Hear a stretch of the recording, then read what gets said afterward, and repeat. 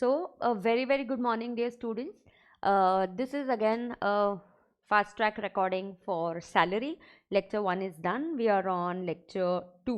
Yes, तो कुछ कुछ बच्चे जो मेरे रेगुलर क्लास के हैं वो ये लेक्चर लाइव स्ट्रीमिंग में अटेंड कर रहे हैं, तो एक इंटरैक्टिव सेशन हो जाता है, राइट? यस, तो मैंने उस दिन आपको अलाउंसेस वाला पार्ट करवाया. आज मेरा टारगेट है कि काफ़ी हद तक हम थ्योरी कंप्लीट कर दें. Yes, okay. हाँ, so let's get started guys. Here we go.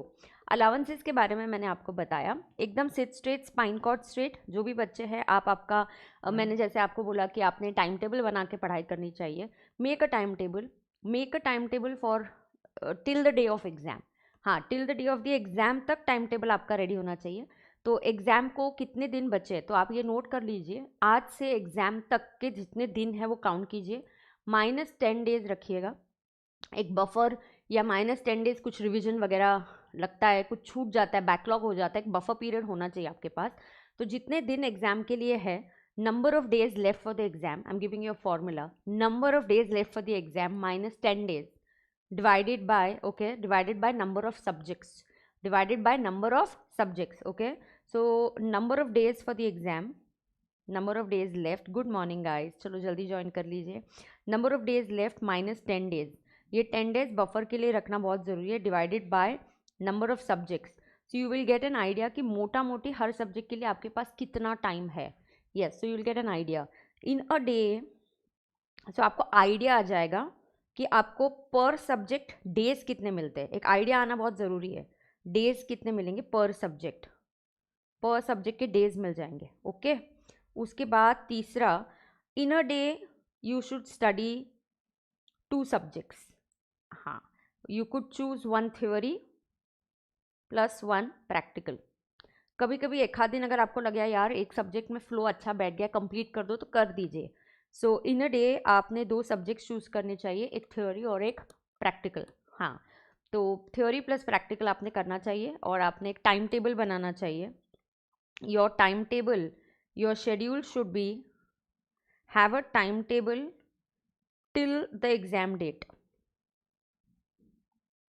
And after every 15 days you have to take a review कि क्या हुआ, बैकलॉग है गया, कहीं टाइम बच गया, कहीं टाइम ज़्यादा लग गया.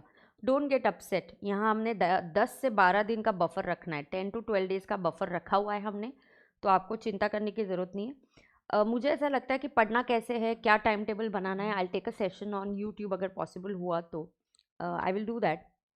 सो एग्ज़ाम की डेट तक टाइम टेबल आपका बना हुआ रहना चाहिए. हर 15 डेज में उसको रिव्यू करना चाहिए, ठीक है. हाँ, and every day don't think कि आगे का क्या, आगे का टेंशन नहीं लेने का.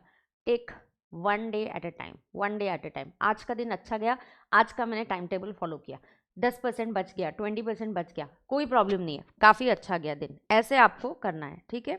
यस, तो here we go guys. Salary के इसमें, हाँ, तो मैं आपको सैलरी में जो मेन बातें होती है सुन के लेना. सैलरी का अलाउंसेस का पार्ट हो ही गया था. हाँ, तो मैं आपको उस दिन ये बता रही थी, कुछ अलाउंसेस है ना अमाउंट स्पेसिफाइड पे डिपेंडेंट होते हैं. सो ये आपको लर्न करना है. Children education allowance 100 rupees per month per child, maximum 2 children. Hostel allowance is 300 rupees per month per child for so 300 per month per child, maximum for 2 children. Then counter insurgency allowance होता है, this is 3900 per month. ये army और military के लोग अगर जहाँ पे इनके कभी कभी स्टेट्स में जाना पड़ता है, जैसे स्टेट के खिलाफ गवर्नमेंट के अगेंस्ट लोग मोर्चा कर ले, है ना, जैसे इलेक्शन चल रहे थे तो ममता बनर्जी के अगेंस्ट कुछ राइट्स हो गए थे, तो military had to be posted there. So ये जो होता है ना, जब military had to be posted there, then when they working like this, counter insurgency allowance दिया जाता है उनको. Yes, this would be exempt up to 3900 per month. Yup, तो पहले तो सीधा बैठना है, स्पाइन कट स्ट्रेट चाहिए मुझे. हाँ, ट्रांसपोर्ट अलाउंस ये बहुत ही इंपॉर्टेंट है. दिस इज, नाम कुछ भी हो बेटा, इसका नाम ट्रांसपोर्ट अलाउंस दिया जाए, कन्वेंस अलाउंस दिया जाए, इट इज़ फ्रॉम ऑफिस. आपकी बुक, जो भी आपकी बुक है, जो मेरे रेगुलर क्लास के बच्चे हैं वो रामबाण लेके बैठेंगे, फास्ट ट्रैक स्टूडेंट सामने फास्ट ट्रैक की नोट लेके बैठेंगे. फास्ट ट्रैक को मैंने नाम दिया है लक्ष्य. सो इट इज़ योर लक्ष्य है बुक्स का, आपकी बुक का नाम, तो आप लक्ष्य लेके बैठोगे. और Lakshya is your mission, so that's your mission guys. And Ramban for my regular batch students. Yes, so here from office to home and home to office के लिए सिर्फ ब्लाइंड लोगों के लिए ये एग्जाम्शन है. अगर मैम ब्लाइंड लोगों को छोड़ के जैसे नॉर्मल लोग चमेली, चंपा, पुष्पा, इन लोगों को मिला, क्या मिला, ये अलाउंस मिला मैम। हाँ, for going from office to res, नहीं, from residence to office and office to residence, अयो it is going to become fully taxable. Yes, it is going to become fully taxable. Interactive चाहिए, जोर जोर से तुमने repeat करना चाहिए, salary मेरे साथ लर्न कर देना चाहिए। हाँ, अंडरग्राउंड अलाउंस ये माइंस में काम करने के लिए है। तो फिर से मैम, हाँ, ये ट्रांसपोर्ट अलाउंस अगर कोई ब्लाइंड, डेफ, डम पर्सन है, तो हैंडीकैप पर्सन है, तो उनको एग्जाम्शन मिलेगा अलाउंस रिसीव्ड, और 3200 per month which ever is lower. अगर नॉर्मल लोगों को ये अलाउंस मिला तो बेटा जी ये फुल्ली टैक्सेबल होगा। असेसी ब्लाइंड नहीं है, हैंडीकैप नहीं है, नॉर्मल है, तो ये फुल्ली टैक्सेबल बन जाएगा। Yes, tribal area allowance 200 per month, एकदम as if you're sitting in the classroom, you're unsitting to me, you're sitting on a study table and studying everything. Okay.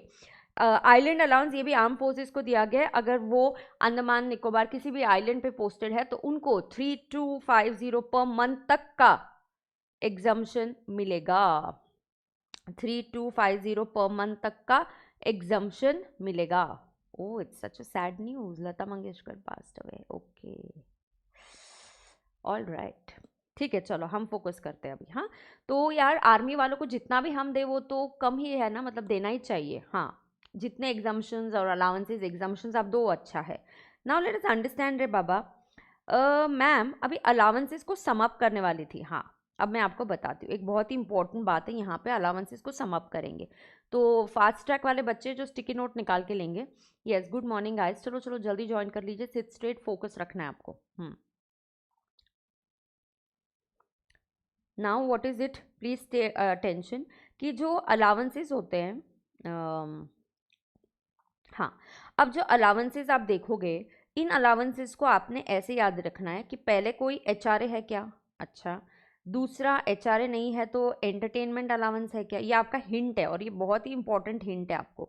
तो इस हिंट को लिखेंगे और लिख देंगे 2 3 4 5 स्टार मार्क्स। तो अलाउंसेस जो होता है, एक होता है एचआरए, एचआरए के बाद आता है एंटरटेनमेंट अलाउंस, ओके मैम, और फिर आते हैं 2 categories of allowances, right, and then you have 2 categories of allowances, बिल्कुल सही। तो आपको क्या होता है देख लो, एक होता है एचआर, एक होता है एंटरटेनमेंट अलाउंस, और एक होता है 2 कैटेगरीज ऑफ अलाउंसेस। हाँ, वो 6 अलाउंसेस जो खर्चे पे डिपेंडेंट है, और कुछ अलाउंसेस जो अमाउंट स्पेसिफाइड पे डिपेंडेंट है। मैम इसको छोड़ के कुछ अलाउंसेस आ गए तो they are going to be fully taxable.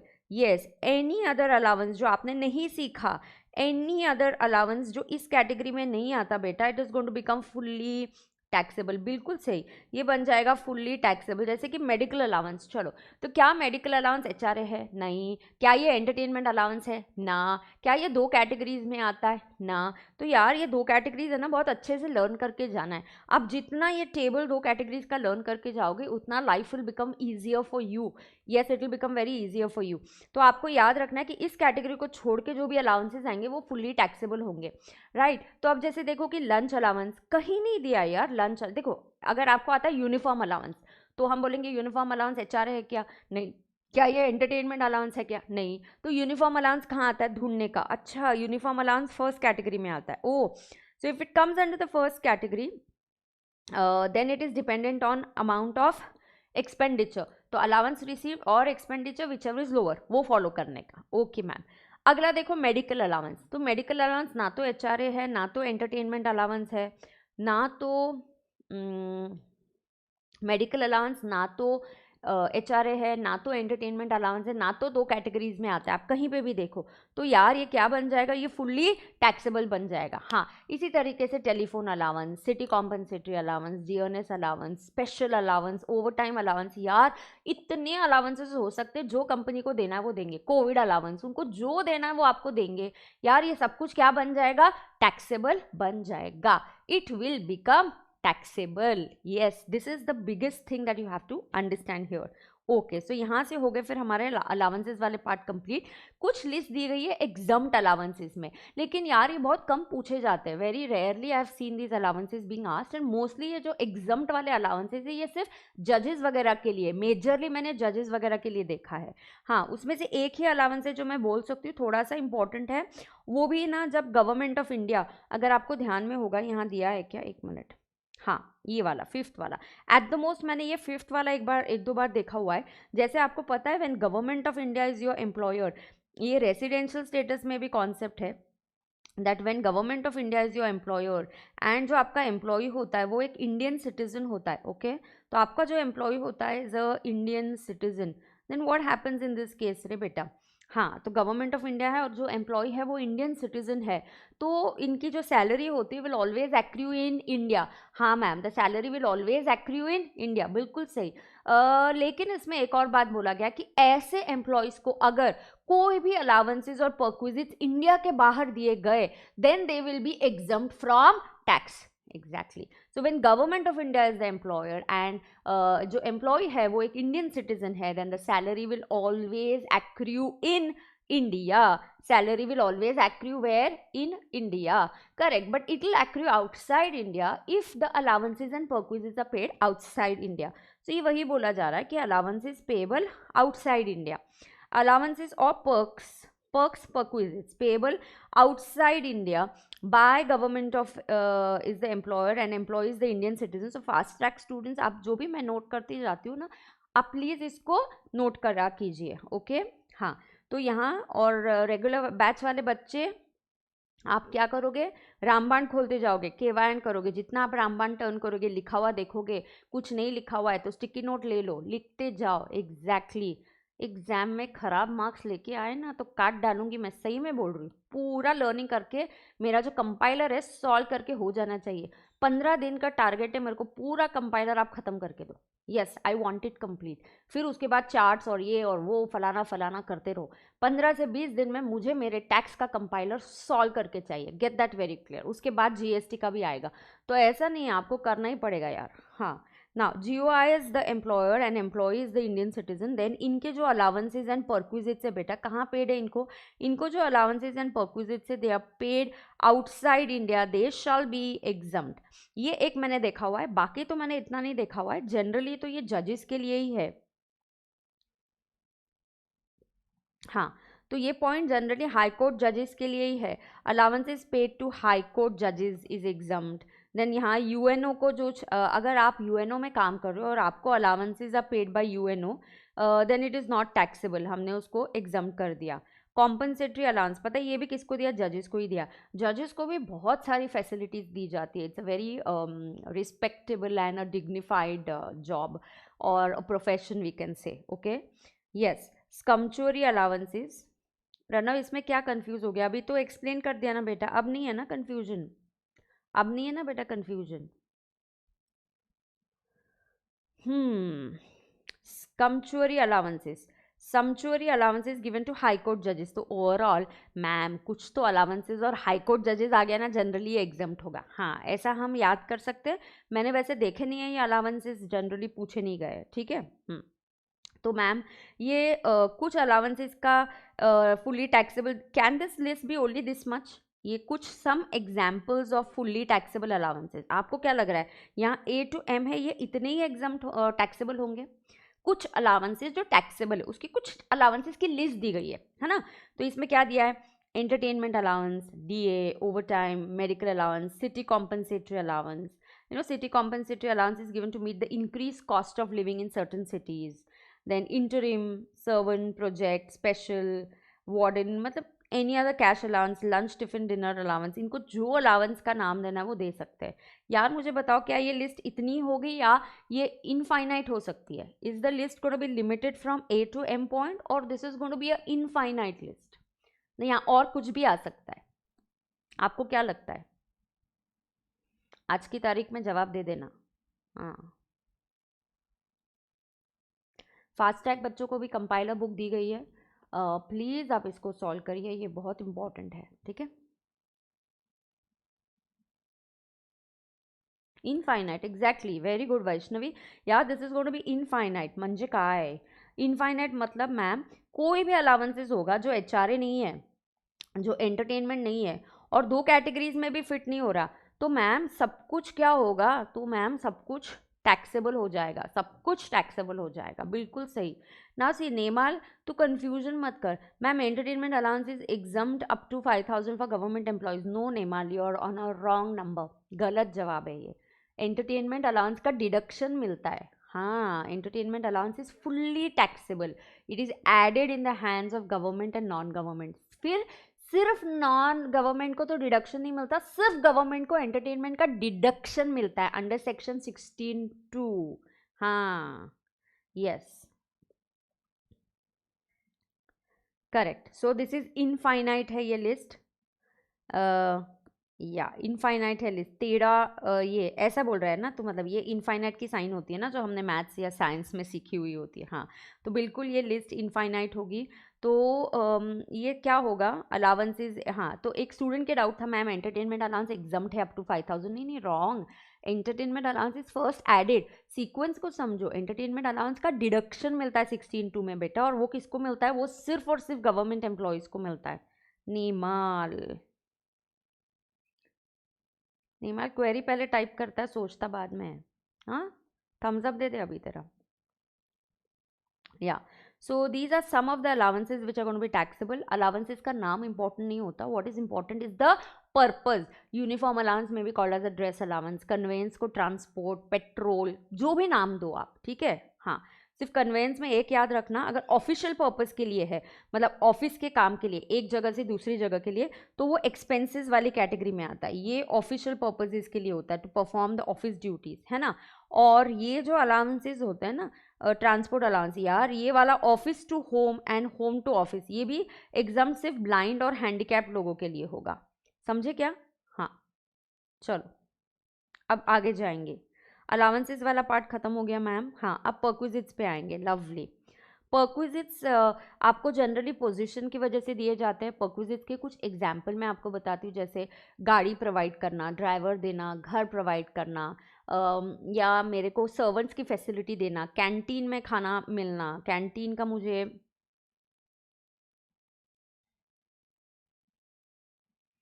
Amay, तू यहाँ आके ऐसे शटअप वटअप मत बोल किसी को भी। हाँ, क्यों ऐसे करता है। डोंट डू दैट, बुरी बात है ये, अच्छी बात नहीं है। कभी भी पता है क्या, अपना मुंह खोलो, मैसेज टाइप करने के लिए कुछ करना है, अच्छी बात के लिए करो। कभी भी किसी की बुराई करनी है, कंप्लेन करना है, तो मुंह से वो शब्द निकालो ही मत। किसी के लिए कुछ बुरा बोलना है तो मुंह, zip your mouth, it's like that. बात करना है, कुछ बोलना है, this is what I was taught since my childhood, so I try and teach the same to my son also. I tell him, no, you want to say something, if it's good only then you talk, if it's not good then don't talk। किसी को complain करना, negative बात नहीं करने की, कभी भी नहीं करने की। हाँ, आपस में घर पे है, हम एक दूसरे को बोलेंगे तुमने ये अच्छा नहीं किया, I will teach him, but don't do that. हाँ, करेक्ट, समझे। हाँ, शुभम तू मत बोल अभी कुछ भी, उसको जाने देना, तू क्यों बोल रहा है। हम्म, चलो, व्हाट इज अ परक्विजिट। तो perquisite may be in kind, good morning Ghanshyam. Perquisite may be in kind और perquisite may be given in cash, okay. तो perquisite may be received in kind also. तो इसलिए प्रॉब्लम क्या होता है पता है क्या, जब परक्विजिट काइंड में मिलता है ना, मैं आईटीआर या मेरा सैलरी कंप्यूटेशन में ऐसा नहीं लिख सकती घर, घर given, no, I have to find its value.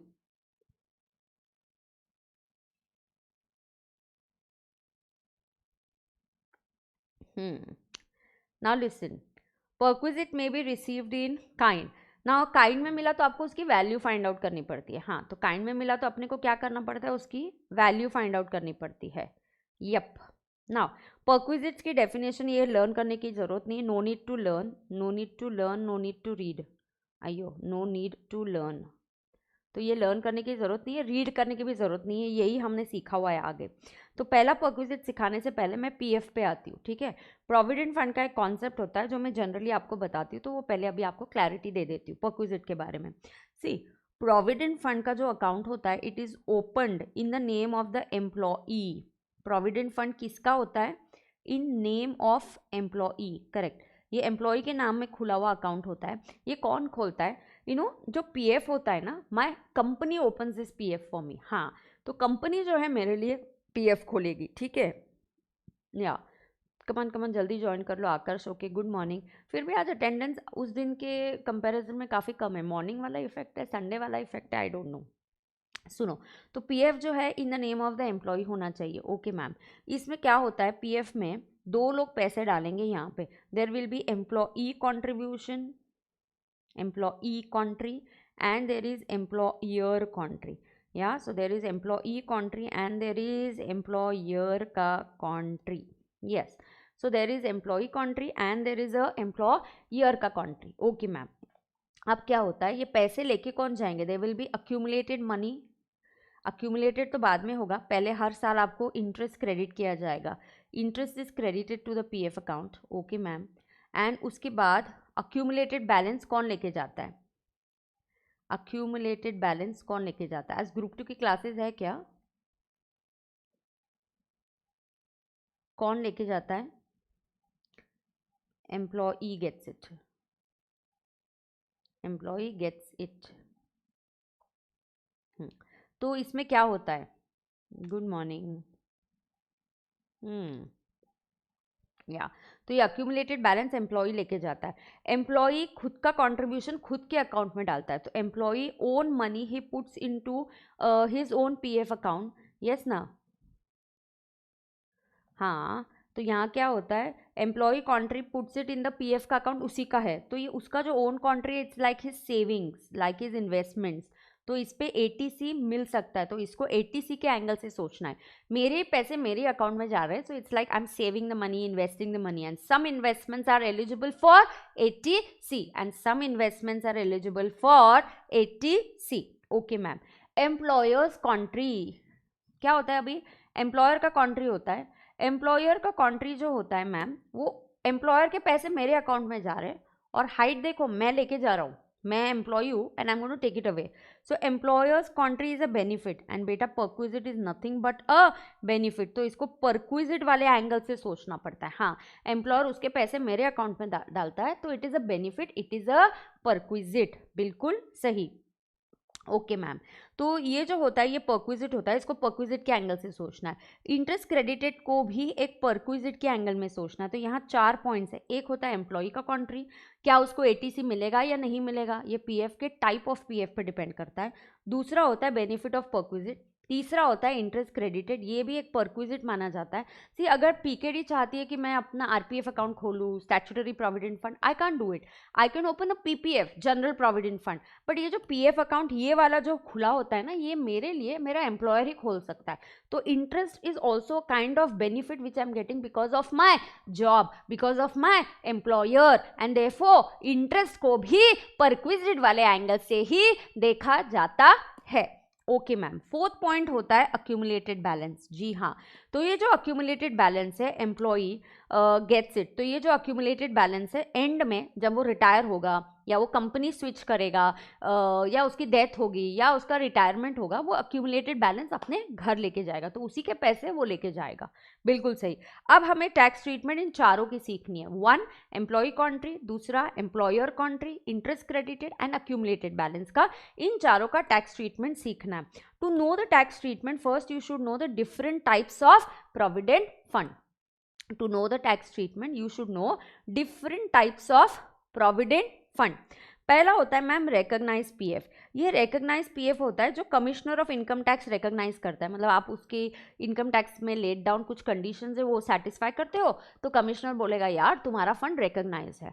आप उसकी कंडीशन सेटिस्फाई नहीं करते तो आपका फंड बन जाता है unrecognised. So you have a RPF, you have a URPF, so there is a RPF, there is a URPF, so there is a RPF and there is a URPF, बिल्कुल सही। Now statutory provident fund SPF होता है, जो statutory provident fund, ये generally government employees के लिए होता है। ये प्रोविडेंट फंड एक्ट 1925 के तहत है। जनरली गवर्नमेंट, कॉलेजेस, यूनिवर्सिटीज़, यहाँ पे जो एम्प्लॉयज़ काम करते हैं उनको स्टैट्यूटरी प्रोविडेंट फंड होता है, उनके फंड को स्टैट्यूटरी पीएफ बोला जाता है।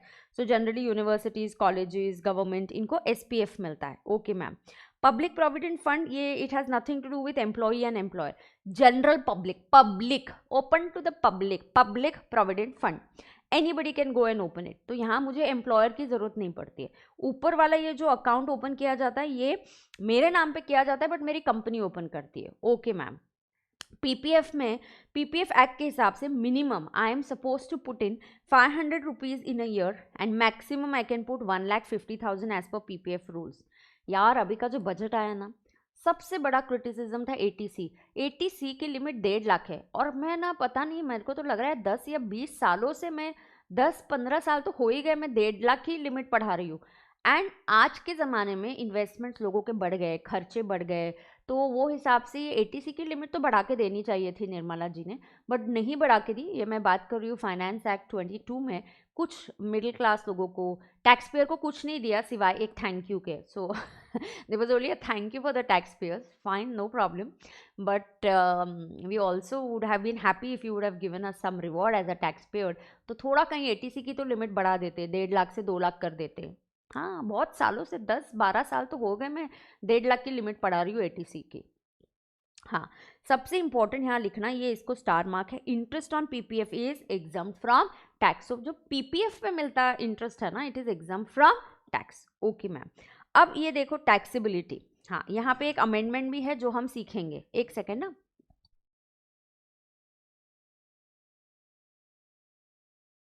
यहाँ जो ओके अब यहाँ जो एक अमेंडमेंट है वो भी मैं सिखाऊंगी AY 22-23 के लिए। By the way finance act जो अभी आया, बजट अभी पास हुआ ना, मतलब फाइनेंस बिल है वो, एक्ट नहीं है, sorry, so that's the finance bill, budget 2022, अभी तक एक्ट नहीं बना, ये मई 23 के लिए एप्लीकेबल है। एंड फिलहाल जो मैं रिकॉर्डिंग कर रही हूँ वो fast track May 22 and November 22 के लिए एप्लीकेबल है। Okay, yeah my recording is applicable for May 22 and November 22। Okay ma'am, employer's contri, देखो एम्प्लॉयर अगर यही कॉन्ट्री स्टैट्यूटरी पीएफ में करता है, government employees exempt, fully exempt. RPF को करेगा तो it is exempt up to 12% of salary. Ma'am what is the meaning of salary? Salary here is same like HRA, salary here is same like HRA. हाँ, URPF का employer का contribution exempt है। हाँ, and PPF में तो ये part अभी यहाँ से नहीं पढ़ेंगे, पीपीएफ में तो एम्प्लॉयर का कंट्रीब्यूशन आता ही नहीं है। Here in PPF there is no employer, है ना, there is no employer only. PPF में एम्प्लॉयरिश नहीं होता एग्जैक्टली, पीपीएफ में there is only SSC and own contribution exactly, तो एम्प्लॉयर का सवाल ही नहीं आता। तो मैं पीपीएफ नहीं पढ़ूंगी अभी, पहले मैं ये 3 पढ़ूंगी, पीपीएफ बाद में पढ़ूंगी। तो SPF, RPF, URPF. Okay ma'am, employer का contri to statutory provident fund, आपको ऑलरेडी ये पता है, लॉजिक आता है, सामने रखो टेबल, लर्न इट। तो it's a very lengthy chapter, फिर से आपको करने की जरूरत नहीं पड़ेगी exactly. So employer's contribution statutory provident fund, it will be exempt. ये क्या होगा? ये एग्जम्प्ट होगा। आरपीएफ के लिए exempt only up to 12% of salary, URPF को fully exempt. Ma'am interest credited, हाँ, तो इंटरेस्ट कौन से अकाउंट में मिल रहा है? स्टैट्यूटरी पीएफ में होता है, तो it is exempt, statutory PF के लिए एग्जम्प्ट। आरपीएफ के लिए it is exempt up to 9.5% पर एनम। यस, आरपीएफ में 9.5% तक एग्जम्प्ट है। कुछ तो दिया है मैम, ये नोट बिलो, ये अभी नहीं बताऊंगी, थोड़ी देर के बाद बताऊंगी। एक अमेंडमेंट है जो मैं थोड़ा बाद में कवर करूंगी। यस, यहाँ यूआरपीएफ को एग्जम्प्ट होता है। ओके मैम, एम्प्लॉईज कॉन्ट्री, यार मेरे पैसे मेरे अकाउंट में जा रहे हैं, ये क्या है? ये तो सेविंग है। देखो एम्प्लॉयर का कॉन्ट्री म्हणजे बेनिफिट होता है। ओके मैम, और मेरे पैसे मेरे अकाउंट में आ रहे हैं, तो ये मेरी सेविंग्स है। क्या मुझे एटीसी मिलेगा? हाँ, अगर फंड स्टैट्यूटरी है तो I will get ATC, yup. And RPF है तो मुझे एटीसी मिलेगा, जी हाँ। लेकिन यूआरपीएफ है तो एटीसी मिलेगा, oh my God, no, not available. Lump sum, lump sum मतलब अक्यूमुलेटेड पैसे तुम घर लेके जा रहे हो, मस्त मज्जा। तो अगर तुम लमसम और अक्यूमुलेटेड पैसे रिटायरमेंट के टाइम, तुम्हारा जॉब खत्म हो गया, टर्मिनेशन के टाइम, जो भी है, you are leaving the job, आप घर लेके जाते हो, तो ये जो होता है accumulated balance, it is exempt. हाँ, accumulated balance is exempt if it is statutory PF, it is exempt. ये भी एक इंपॉर्टेंट है, ये जनरली ना इस टेबल पे, ये टेबल काइंड ऑफ इंपॉर्टेंट है एग्जाम व्यू पॉइंट से। कुछ fill in the blanks, MCQs, fill in the blanks तो अभी आपको नहीं आते, बट एमसीक्यू कहीं उस कॉन्सेप्ट को यूज़ किया जाता है, तो ये इंपॉर्टेंट है। वैसे ही सैलरी का टॉपिक इंटरमीडिएट के हिसाब से काफ़ी इंपॉर्टेंट है। हाँ, तो सैलरी पे, पीजीबीपी, कैपिटल गेन्स, 5 हेड्स तो काफ़ी ही हमारे इंपॉर्टेंट होते हैं एग्जाम व्यू पॉइंट से। या तो मैम आरपीएफ का जो अक्यूमुलेटेड बैलेंस है अगर हम लेके जाते हैं देन ये एग्जम्प्ट होता है, जी हाँ, बट इट इज़ एग्जम्प्ट अगर जो आरपीएफ है आपने कंटिन्यूस एम्प्लॉयमेंट दिया of 5 years and more. So continuous आपका एम्प्लॉयमेंट होना चाहिए of 5 years, more than 5 years. Yeah, so you have been employed continuously for more than 5 years. हाँ, अगर but you are not in continuous employment of more than 5 years because of health reason तो चलेगा। हाँ, health reason की वजह से जैसे Covid हो गया या कोविड के बाद आपको कॉम्प्लिकेशंस हो गए, आपको बाकी हेल्थ कॉम्प्लिकेशंस हो गए, इसलिए आप कंटिन्यूस 5 साल एम्प्लॉयमेंट नहीं कर पाए, आप घर पे थे तो आपने ब्रेक लिया था एक 8 महीने का और फिर आपने वापस उसी कंपनी को रिज्यूम कर लिया, तो इसको ब्रेक नहीं माना जाएगा, इसको कंटिन्यूस ही माना जाएगा। तो आरपीएफ वाला अक्यूमुलेटेड बैलेंस तभी एग्जम्प्ट होता है जब आपका कंटिन्यूस एम्प्लॉयमेंट हो ऑफ मोर देन 5 years, वरना उसको टैक्सेबल किया जाएगा। कैसे किया जाएगा टैक्सेबल? जैसे अनरिकग्नाइज पीएफ होता है वैसा ही। सो अनरिकग्नाइज पीएफ इनिशियली लगता है अच्छा है, मज़ा आ रहा है यार। अनरिकग्नाइज में देखो ना मैम, एम्प्लॉयर का कॉन्ट्री एग्जम्प्ट, इंटरेस्ट एग्जम्प्ट, एम्प्लॉयज़ के कॉन्ट्री को सिर्फ एटीसी नहीं मिलेगा, बट मैम एग्जम्पशंस तो काफ़ी है। हाँ, पचका हो जाएगा एंड में सारा अक्यूमुलेटेड बैलेंस हो जाता है टैक्सेबल। हाँ, एंड में अक्यूमुलेटेड बैलेंस हो जाता है taxable, correct. Now let us understand, 2 minute. हाँ, अभी मैं पीपीएफ के बारे में जस्ट बात करती हूँ। पीपीएफ में तो एम्प्लॉयर का कॉन्ट्रीब्यूशन नॉट एप्लीकेबल। खुद का कॉन्ट्री तो यार ये इंटरेस्ट जो होता है ये फुल्ली एग्जम्प्ट होता है पीपीएफ का, ओके मैम। एंड एटीसी तो मिलता ही है ऑफकोर्स, और अक्यूमुलेटेड बैलेंस भी एग्जम्प्ट होता है। आप जो भी पीपीएफ से पैसे निकालो, पब्लिक प्रोविडेंट फंड, मतलब ये एम्प्लॉयर वाला नहीं है। मैम कैन चमेली, शी इज़ वर्किंग, चमेली is salaried, so can she have a RPF also and can she have a PPF also? yes, दोनों खोल सकती है, बट लॉजिक नहीं है, उसकी मर्जी, खुद से फिर आरपीएफ में ओन कंट्रीब्यूशन बढ़ा सकती है। So I am a salaried person, Chameli is a salaried person, वो बोलती है यार कंपनी तो ये खोल ही रही है मेरे लिए आरपीएफ, और ये भी है पीपीएफ मुझे खोलना है तो मैं खोल सकती हूँ। हाँ बिल्कुल, nobody will stop you PPF. लेकिन अगर पीकेडी है, आई एम नॉट सैलरीड, तो I can only open PPF, can I have any other PF? No, ये मेरे लिए पॉसिबल ही नहीं है, बिकॉज ये मेरे लिए मेरा एम्प्लॉयर ओपन करेगा। तो चमेली को बोलने का यार क्यों 2-2 कर रही है, वैसे भी तेरे को 1.5 लाख की लिमिट है, ये सब किधर जाने वाला है, एटीसी में जाने वाला है, तेरे को खुद से ज़्यादा पैसे सेव करने तो आरपीएफ में डाल दे पैसे। हाँ, कहाँ डाल दे? आरपीएफ में डाल दे, एग्जैक्टली। मज्जा। नाउ मैम, ये अक्यूमुलेटेड बैलेंस अगर टैक्सेबल होगा तो first is the table clear? Yes, ये आई होप फास्ट ट्रैक बच्चों ने नोट किया। ओह माय गॉड, किधर गया मेरी फास्ट ट्रैक जो स्टूडेंट्स है, क्या आपने ये नोट कर लिया?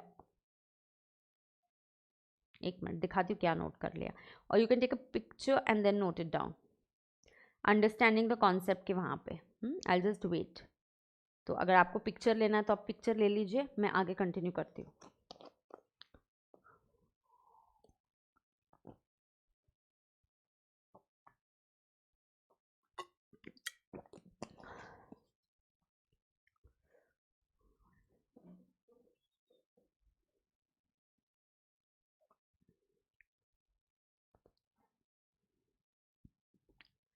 डन, आगे। हाँ मैम, ये इंपॉर्टेंट है, सी ये टेबल काफ़ी इंपॉर्टेंट है, इसको कॉन्सेप्चुअल क्वेश्चंस बार बार इंस्टीट्यूट ऐसे वैसे किसी ना किसी तरीके से पूछती रहती है। हाँ ठीक है, अब देखो, अनरिकग्नाइज प्रोविडेंट फंड से ये अक्यूमुलेटेड पैसे, अक्यूमुलेटेड मतलब बैलेंस जमा होते गया है, जमा होते गया है, और आप ये जो अक्यूमुलेटेड पैसे आप निकाल रहे हो, है ना, आप निकाल के ये अपने पास लेके जा रहे हो, तो इसका टैक्स ट्रीटमेंट क्या है? ये टैक्सेबल होता है। वैसे ये अक्यूमुलेटेड पैसे जो है जमा होते गए, जमा होते गए, इसमें क्या क्या होता है मैम? इसमें होता है एम्प्लॉई का कॉन्ट्री, एम्प्लॉई का कॉन्ट्री प्लस उसका इंटरेस्ट, फिर होता है एम्प्लॉयर का कॉन्ट्री,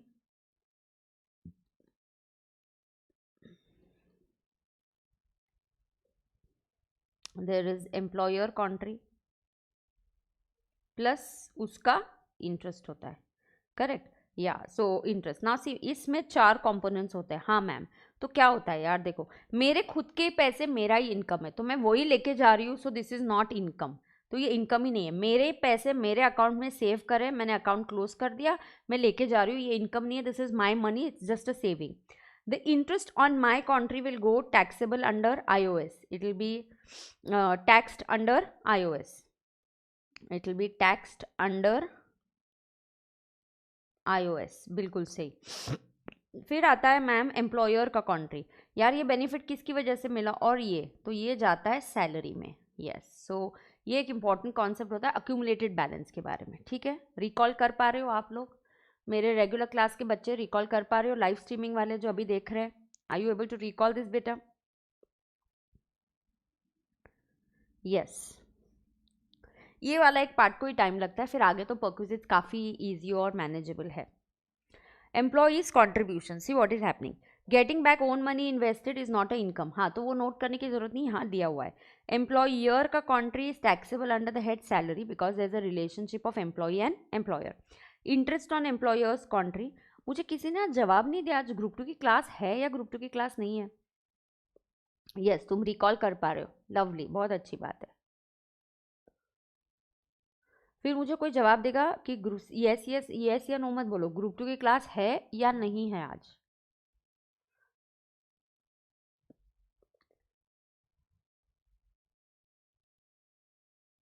रिकॉल करने के लिए कभी भूले ही नहीं थे. अरे बेस्ट है तू राहुल. हाँ, मज़ा आ रहा है, वेरी गुड.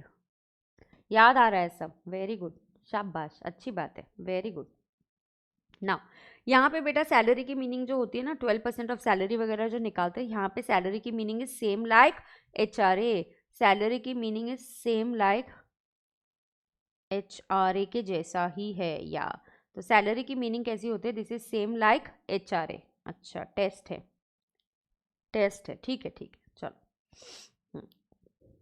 या मैम यहाँ पे कुछ अमेंडमेंट है, वो मैं थोड़ी देर से बताती हूँ. यहाँ पे कुछ अमेंडमेंट है, मैं वो थोड़ी देर से बताती हूँ. हाँ, yes, in some time I will come to it. Now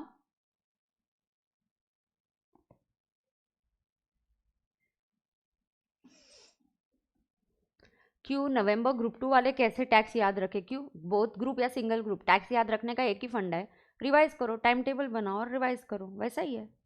और कुछ अलग नहीं है तुम्हारे लिए. सिर्फ तुमको 4 सब्जेक्ट्स की जगह पे 8 सब्जेक्ट्स है. हाँ. अलग थोड़ी है कुछ. अच्छा, Pranav is a GD student, वाह, गुड. चलो देखते हैं.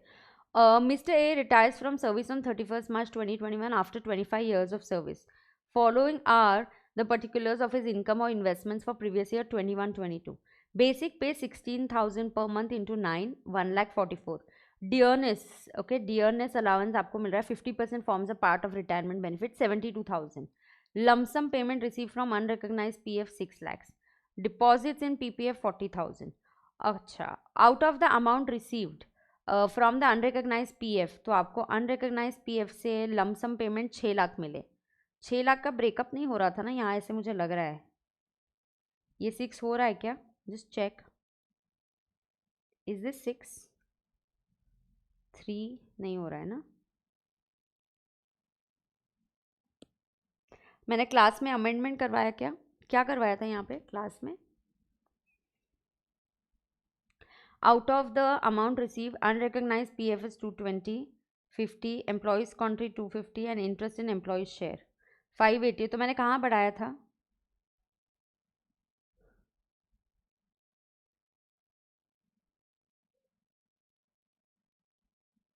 580 होगा, ठीक है. तो this will be 5,80,000. Perfect, lovely, correction कराया था. Okay, lovely. So 220, thank you, thank you रे.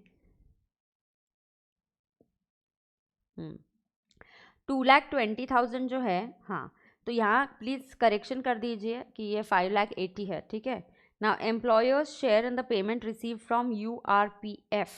URPF में 222, this is employer share, this will go under the head salary. Yeah, this will go under the head salary. Interest in the employer share will also go under salary. Employer है ना, इसलिए employee का share will go under IOS and own share is, this is not a income. Yes, तो ये income नहीं है, not income.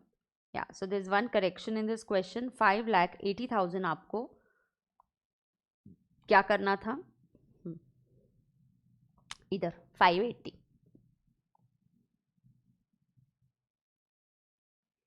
Yeah, FastTag students, there's a phone number 788 7875 for queries.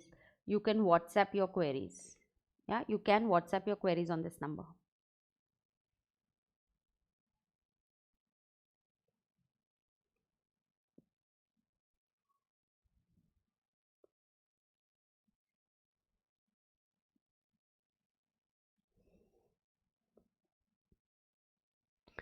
Perquisites divided into the following categories. Perquisites chargeable to tax in the hands of all employees irrespective of whether the employee is specified or not. Okay, now we will be moving ahead to perquisites. ये एक basic idea आ गया, lovely. अब हम आगे जाएंगे और ये समझेंगे कि मैम perquisites का टैक्सेबिलिटी कैसा होता है. परक्विजिट्स का टैक्सेबिलिटी ऐसा होता है कि इसको डिवाइड किया है 3 कैटेगरीज में. So perquisites are divided into 3 categories. Category 1, that perquisite is taxable in the hands of all employees. Category 2, perquisites is taxable in the hands of only specified employees, and perquisites that are exempt from tax. Perquisite का मतलब होता है benefit of facility. किससे मिल रहा है ये? Employer से. तो पहले तो फास्टैग बच्चे ये हेडलाइन लिखेंगे, perquisite is equal to benefit oblique facility from employer. Headline is top red margin, facility और benefit from employer.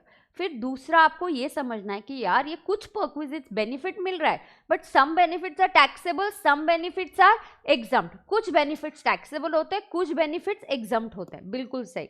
Now what happens is, यहाँ पे पहला जो होता है perquisite taxable in the hands of all. ये ऑल का क्या फंडा है? What do you mean by specified and non specified employees?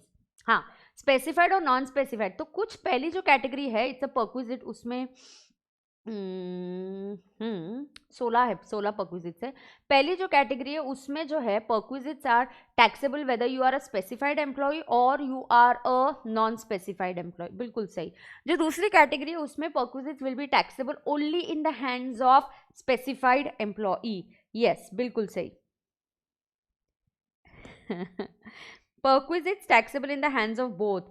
Now पहले ही तो हम पहली कैटेगरी करेंगे which is perquisites taxable in the hands of both. Yes, तो पहला, interest credited to RPF is exempt up to 9.5% and above 9.5% will be taxable. Yes, interest credited to RPF will be exempt up to 9.5% and it will be exempt up to 9.5%. Above 9.5% is taxable. Correct. या तो यहाँ आपको दिया जाता है. Of course ये KYC questions करूंगी तो आपको और क्लैरिटी आ जाएगी. तो ये तो हमने ऊपर टेबल में देखा, आरपीएफ का देखा कि आरपीएफ को जो इंटरेस्ट होता है ये 9.5% तक एग्जम्प्ट होता है. 9.5% of what? Not of salary और एनीथिंग. इंटरेस्ट किस पे मिलता है? फंड में रखे गए बैलेंस पे. हाँ, तो फंड के पे रखे गए बैलेंस पे 9.5 तक अगर आपको इंटरेस्ट मिलता है तो पूरा एग्जम्प्ट होगा. अगर आपको जो प्रोविडेंट फंड है 12% दे रहा है या 12.5, सपोज इज गिविंग यू 12.5%, है ना, 12.5% दे रहा है. राधिका, जीएसटी में कोई अमेंडमेंट है? मैं पीडी स्टूडेंट हूँ. ऐसा नहीं राधिका, तुमने कौन से लेक्चर देखे? Don't disturb like that please. My communication is very clear. एक अमेंडमेंट का लेक्चर आएगा, उसमें मैं बोलूँगी जिसने कौन से पीडी में लेक्चर्स, क्या वाले लेक्चर्स देखे तो आपको क्या अमेंडमेंट है. जिन्होंने अभी वाले लेक्चर्स लिए तो उनको अमेंडमेंट क्या है. ऐसा नहीं करने का प्लीज़. हाँ हाँ.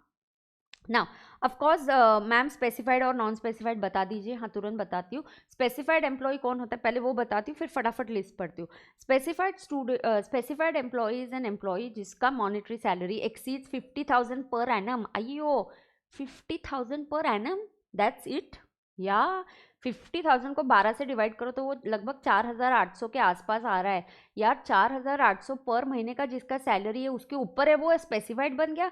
मैम लगभग हर कोई स्पेसिफाइड बन गया. एग्जैक्टली ये क्यों कॉन्सेप्ट रखा है इनकम टैक्स ने, या स्पेसिफाइड की आप लिमिट बढ़ा दीजिए. ये भी कब से ये 50,000 का है. So I am sure in the coming years हम इसमें अमेंडमेंट देखेंगे और हम देखेंगे. फिलहाल तो अमेंडमेंट हुआ है क्या? कुछ अमेंडमेंट नहीं हुआ है इसमें. तो मैम जो डायरेक्टर है वो स्पेसिफाइड एम्प्लॉय माना जाता है, या जिसके पास सब्सटेंशियल इंटरेस्ट है कंपनी का, मतलब जिसके पास more than 20% equity share holding होता है कंपनी का, he is treated as a specified employee. और who is having monetary salary of more than 50,000 per annum. So following are treated as specified employee, director, monetary salary of more than 50,000, or you are having substantial interest of 20% or more.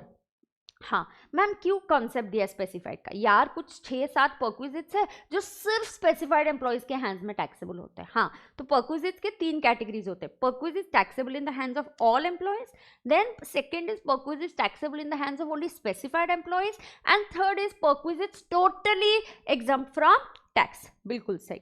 तो ma'am कौन सी अभी यहाँ list पढ़ेंगे? क्या list पढ़ेंगे जो perquisites exempt है?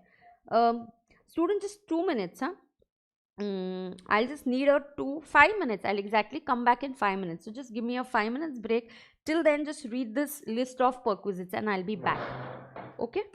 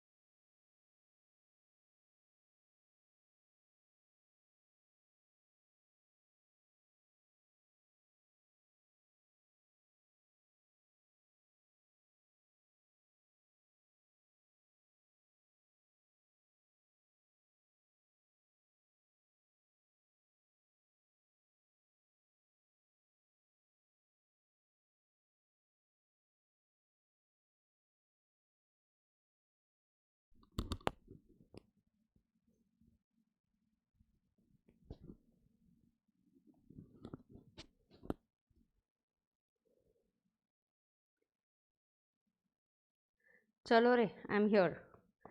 Sound is okay ना? चलो. तो ma'am we are studying now perquisites.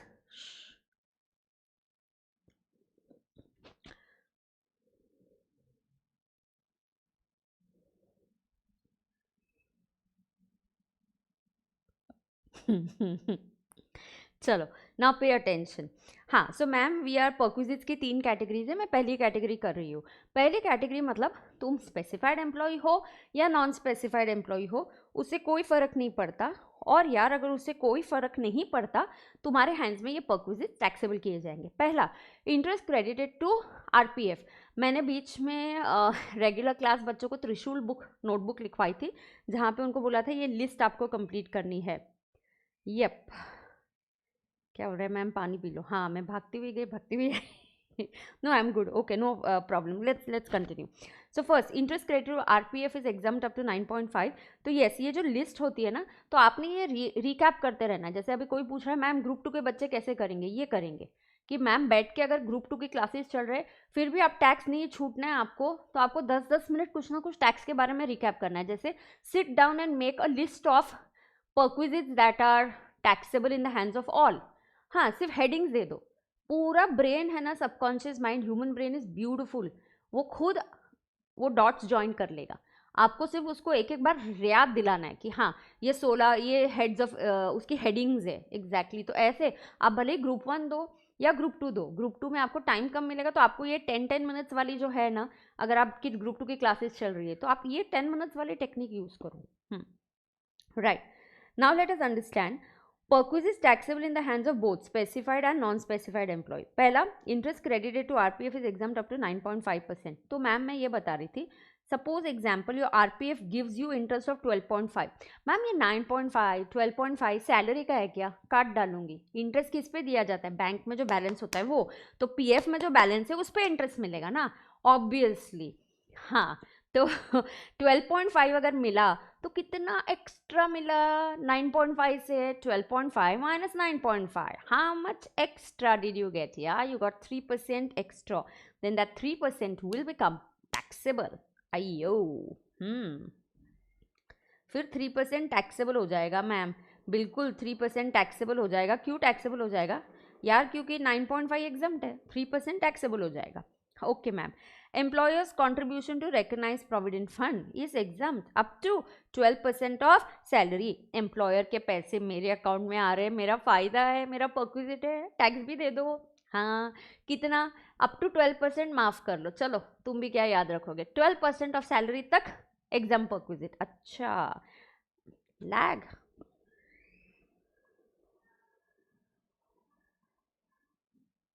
Waiting waiting waiting.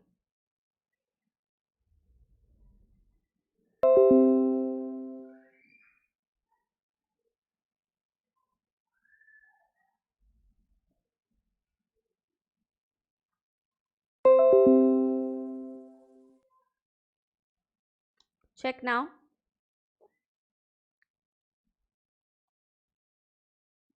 ना ओके ना, अभी ग्रीन आ गया। यस, तो यहाँ क्या होता है या तो एम्प्लॉयर क्या बोलेगा यार, देखो एम्प्लॉय बोलेगा हाँ एम्प्लॉयर उसके पैसे मेरे अकाउंट में डाल रहा है, वाओ एम्प्लॉयर उसके पैसे, हाँ एम्प्लॉयर उसके पैसे मेरे अकाउंट में डाल रहा है, मज्जा मज्जा मज्जा, मेरा फ़ायदा यार, कितना बेनिफिट, थोड़ा टैक्स भी दे दे भाई। तो ये मज्जा या ये फ़ायदा 12% ऑफ सैलरी तक एग्जम्प्ट है। सैलरी की meaning is same like HRA, basic plus DA if forming a part of salary for retirement benefit, plus commission if received as a percentage of turnover। Okay ma'am, आ गई। Interest free loan, interest free loans और loans at a concessional rate, है ना। तो interest free loans और loans at a concessional rate. See, मैंने मेरे employer से लोन लिया, हाँ, तो I have taken a loan from my employer.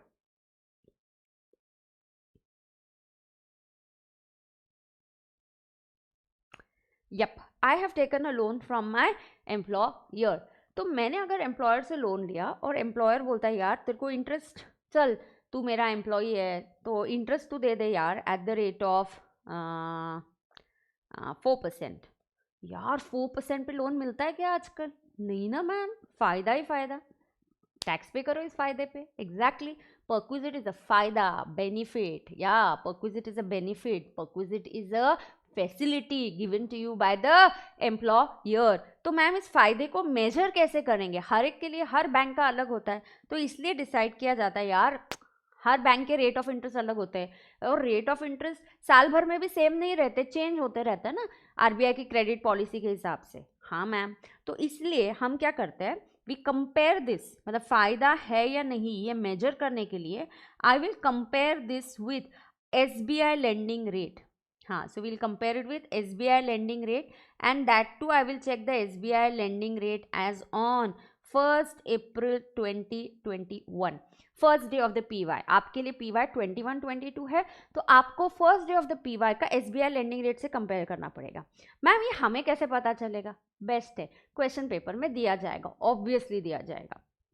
या सो सपोज इस लोन के लिए SBI का लेंडिंग रेट है 12%।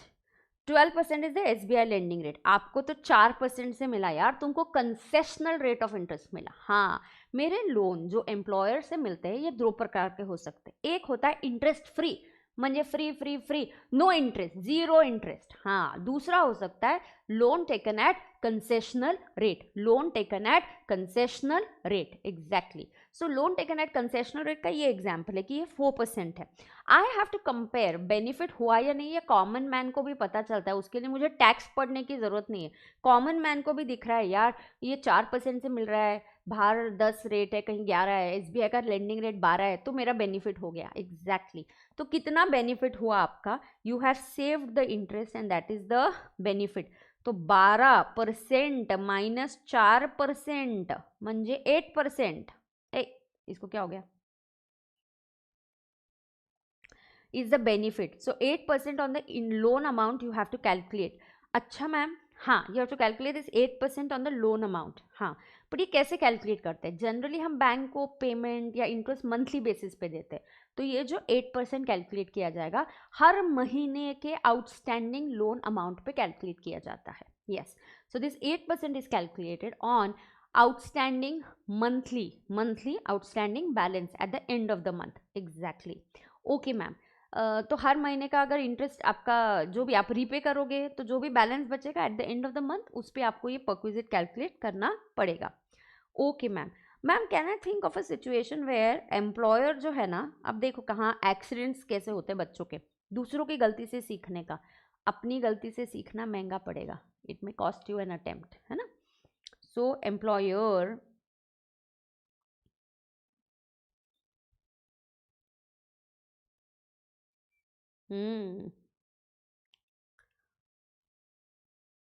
Employer is giving you interest at 15% and उसी के लिए एसबीआई का लेंडिंग रेट 12% है.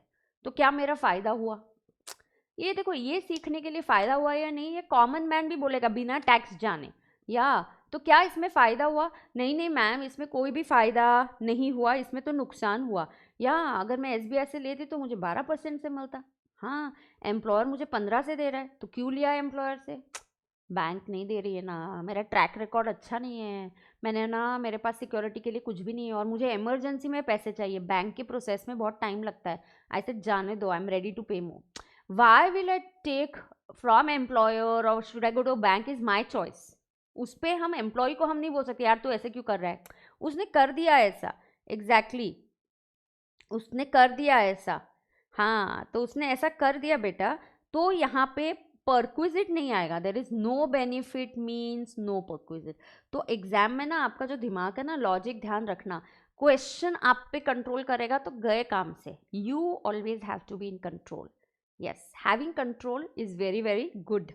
सो no benefit no perquisite, no benefit no perquisite. Always have control on your life, always have control. Time table आपने बनाना चाहिए and आपको कंट्रोल होना चाहिए आपकी स्टडीज़ के ऊपर. ऐसा नहीं कि स्टडी आपको कंट्रोल करिए. चलो आज उठ गए सुबह, क्या पढूं? आज टैक्स पढ़ने का मन है, आज टैक्स पढ़ता हूँ. उठ गए कल, आज है ना ऐसा लग रहा है यार कॉस्टिंग, मुझे बहुत टेंशन आ रहा है. रात को ना एक दोस्त से बात किया, उसने कॉस्टिंग का एक डाउट पूछा, मुझे याद ही नहीं आया, तो कॉस्टिंग का डर लग रहा है, आज कॉस्टिंग करते हैं. ये क्या है? ऐसा नहीं होना चाहिए. You be in control of what you want to study. Okay. Yes. So no benefit no perquisite. तो ये एक एक्सीडेंट स्पॉट होता है.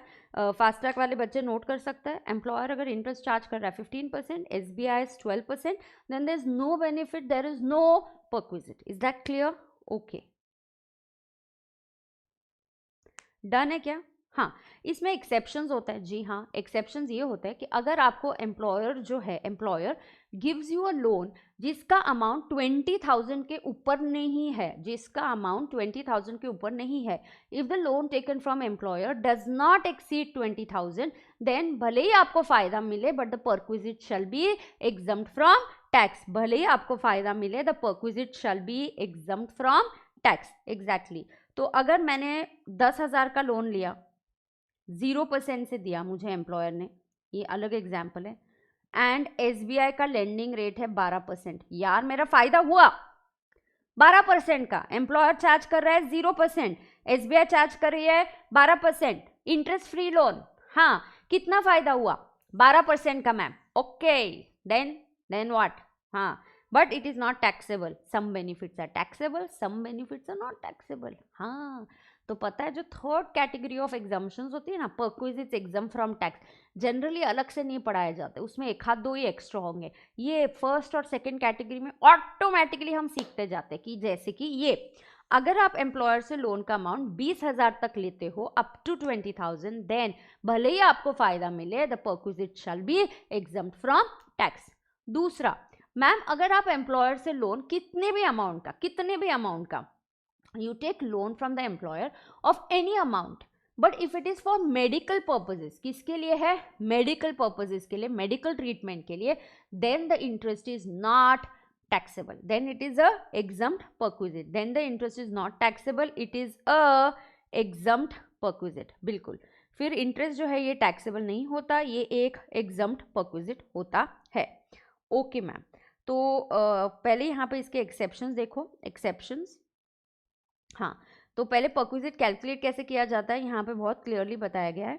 परक्विजिट कैलकुलेट किया जाएगा on monthly outstanding balance, SBI lending rate on the first day of the PY से compare करना है आपको। ओके, क्वेश्चन सॉल्विंग में क्लैरिटी आ जाती है इसका। But if amount of original loan and the additional loan does not exceed is up to 20, then this is exempt है। And if the loan is given for medical treatment also, then it is exempt, it is exempt। हाँ, तो ma'am अगर employer ने मुझे 25,000 का loan दिया, 25,000 का loan दिया,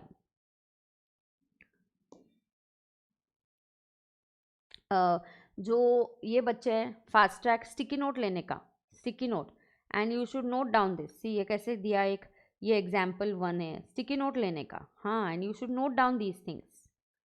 एग्जाम्पल 1 आपकी लक्ष्य जो बुक है उसमें नोट डाउन करो। एग्जाम्पल 2, ये देखो एग्जाम्पल 1 क्या है,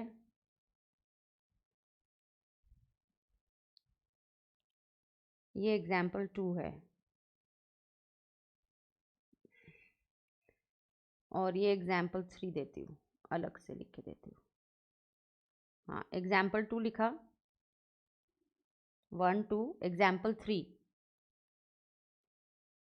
10,000 का loan, 0% rate, SBI lending rate is, employer का rate is 0%,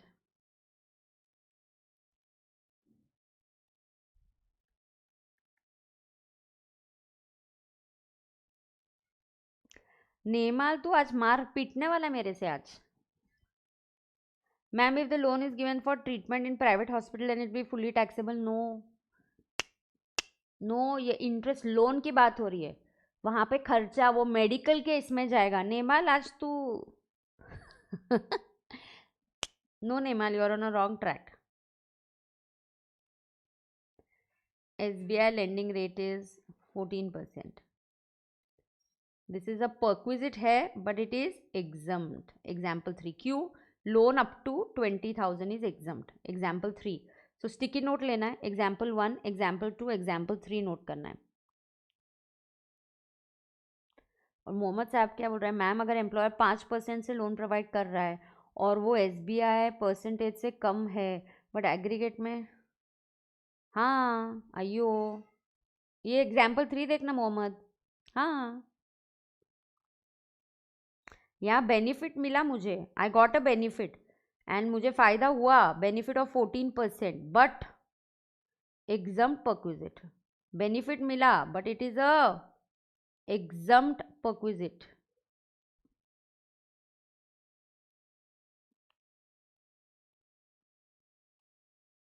ma'am loan is given for treatment in private, ऐसा कि इधर कुछ नहीं है प्राइवेट हॉस्पिटल, वो मेडिकल एक्सपेंसेस का रीइंबर्समेंट का बात है, इधर लोन का बात है। इसको तो अभी एग्जाम्पल 4, इसका मुझे आपसे जवाब चाहिए। लोन अमाउंट 25,000, एम्प्लॉयर का इंटरेस्ट रेट है 4%, SBI का इंटरेस्ट रेट है 14%, बेनिफिट इज 10% है ना, कैसे आया 14 माइनस 4, तो आप जो कैलकुलेट करोगे ना परक्विजिट, कैसे कैलकुलेट करोगे, विल यू कैलकुलेट 10% ऑन 25,000 और विल इट बी 10% ऑन 5,000? आपका आंसर क्या है, 1 और 2? हाँ, एग्जाम्पल 4 नोट करना है। 1 2 3, ये देखो, ये जो मेरे फास्ट ट्रैक स्टूडेंट्स है, 1 and 2 एग्जाम्पल नोट किया। स्टिकी नोट लेने का 15%, SBI 12%। यहाँ फ़ायदा नहीं हुआ, क्यों? एम्प्लॉयर ज़्यादा चार्ज कर रहा है। एग्जैक्टली यहाँ बेनिफिट 12% का है। कैसे? यहाँ एम्प्लॉयर का रेट है 4 और SBI का, ओ सॉरी, SBI का लेंडिंग रेट है 12 और एम्प्लॉयर का 4, सो 8% is benefit, it is taxable. Example 3 हो गया। अब मैं दिखाती हूँ एग्जाम्पल 4। चला, 1 और 2 बेस्ट है तुम लोग।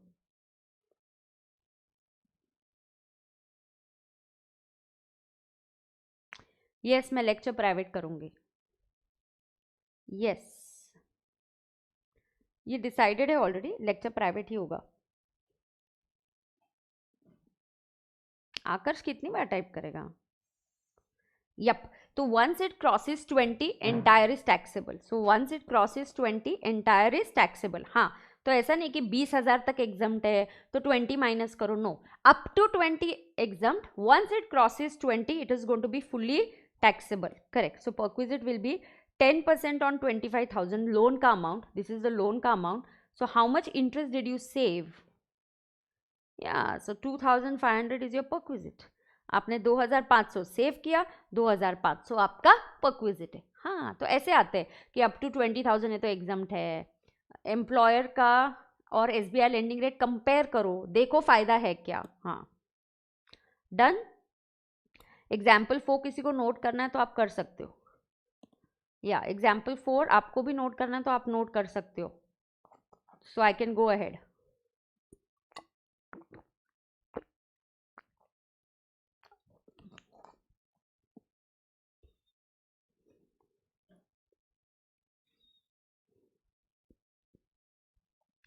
डन।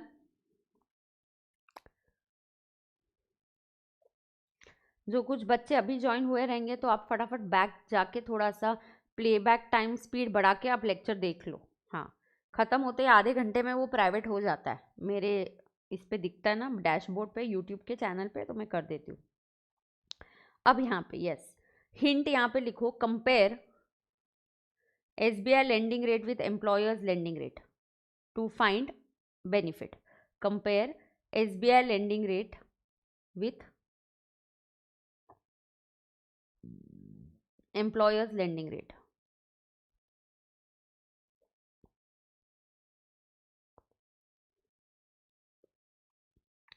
to find benefit. लिखो, compare SBI lending rate with employer lending rate to find benefit. Done. अब फोर्थ, गुड स्पीड है, we will be able to do it. Perquisites तो आराम से हो जाएंगे, फिर कुछ ज़्यादा नहीं बचेगा।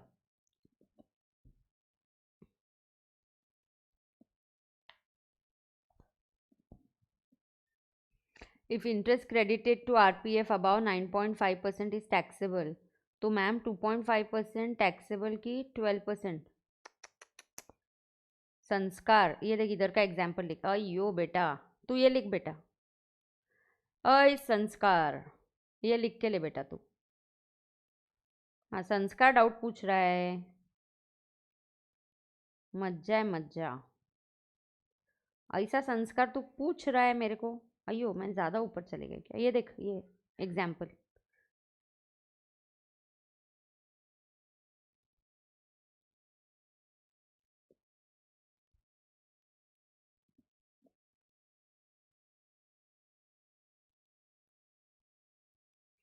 Very good, this is good idea, very good Aakarsh. मैं चार्ट बना रहा हूँ परक्विजिट का आपके साथ, बिल्कुल सही। आप सुनोगे, लिखोगे भी, बहुत लर्निंग अच्छा होता है।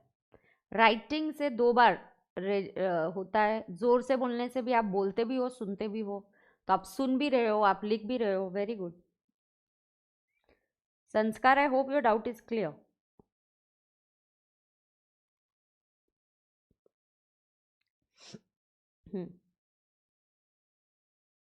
सामयिक ने बना लिया है chart, very good. Compare, now understand, okay. यहाँ क्या दिया है ma'am, however exemption is not applicable to so much of the loan that has been reimbursed to the employee under insurance scheme. हाँ, तो अगर एम्प्लॉय की ऑलरेडी इंश्योरेंस की scheme है, मैंने 5 लाख का लोन लिया, सुनो मैंने 5 लाख का लोन लिया, एम्प्लॉयर को बोला यार टेम्पररी मुझे 5 लाख का लोन दे दो, मेरा ऑलरेडी इंश्योरेंस स्कीम है, बट इंश्योरेंस स्कीम में पैसे आते आते टाइम लग जाता है फॉर्मेलिटीज़ कंप्लीट करते करते, तो आप मुझे 5 लाख दे दीजिए, फिर मुझे रीइम्बर्समेंट मिलने ही वाला है। हाँ, तो मुझे इंश्योरेंस कंपनी से पैसे मिलेंगे।